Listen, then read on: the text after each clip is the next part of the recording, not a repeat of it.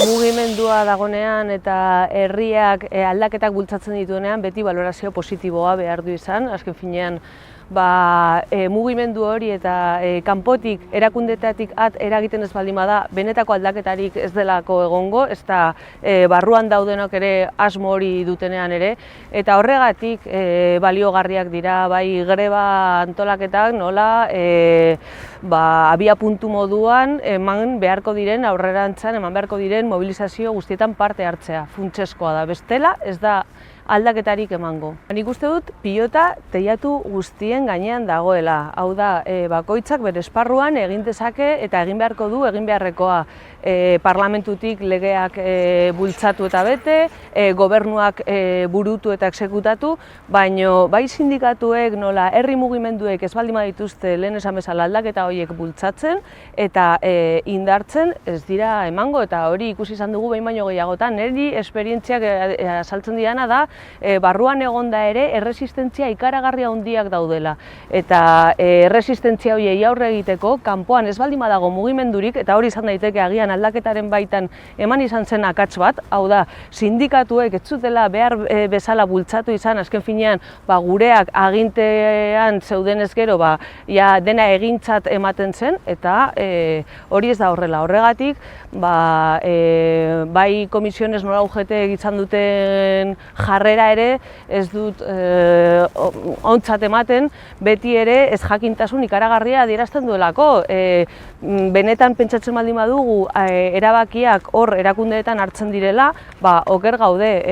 Azken finean erabakiak ez da erakundeetan ere ez dira hartzen, eta barruan daudenak asmoa izan da ere, batzutan egin dute nahi duten guztia egin, beraz, edo kanpotik bultzatu egiten dira edo ez dira emango. Nik uste dut oso adierazgarria izan zela atzoko sindikatuek hemen antolatutako greba, eta balioan jarri behar dela, baina baita beste lurraldetan ematen ari diren mobilizazioak ere. Orain ari gara bai Extremadura nola Andaluzian nekazari mugimenduan ematen ari diren greba eta borroka horiek ikusten, eta nik uste dut oso garrantzitsua dela nola planteatu zen atzoko greba hemen Euskal Herrian. Azken finean, borroka guztiak batu egin behar dira, pentsionisten borrokak, feministen borrokak, gazterion borrokak, hezkuntza mailan langileon borroka, orokorrean batu egin behar direla, eta errora joan gaitezen, ez? Badira hainbat neurri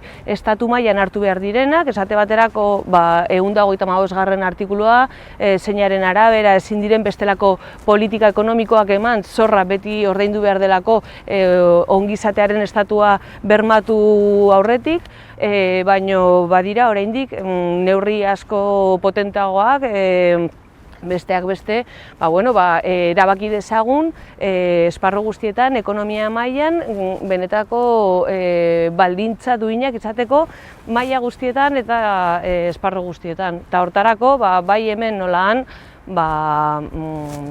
mugitu beharko gara, zen bestela Frantzian ari diren bezala, azken finean. Hor, greba mugagabean daude, txaleko horiek ere borrokan eman dute urte bat baino gehiago hemengo edabidek deus informatu gabe, eta hori eredugarria da, zen borrokak bakarrik egingo gaitu garaie. Bueno, nik esango nuke lehen esan dudan gauza bera, hau da, bai Nafarroako aurrekontuek, nola Euskal Autonomia Erkidegoan onartu ziren aurrekontuak, nola estatu mailan eman diren aurrerapen txikiak, aurrerapauso txiki bat besterik ez da 50 euro soldata igotzea ongi dago, baina ez da nahikoa. Orduan, hori guztia bestelako bide bat har dezan, hemendik eta bestelako aliantzak sortuz ere bultzatu behar da eta borrokatu behar da. Hemengo aurrekontuek ez dute ez da ere deus aldatuko, eta hori mahai gainean jarri behar da eta ongi azaldu behar da. Orduan, jendarteari azaldu behar zaio zergatik ez den posible.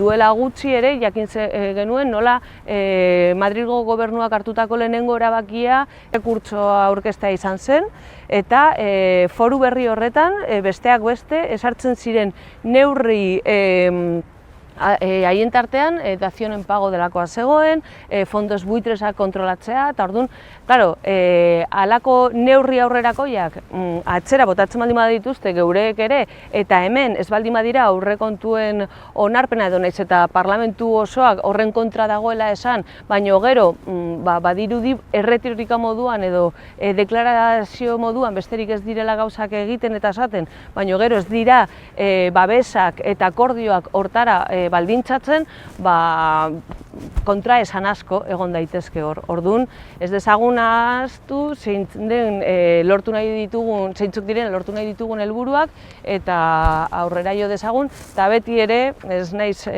nekatuko errepikatzeaz, jendartearen antolaketa eta mobilizaziorik gabe ez da lortuko. Zen batzuk oso eroso egon daitezke, politika fikzioan edo hainbat neurri iraultzaile moduan azalduz, gero gainontzeko muga guztiak onartuz.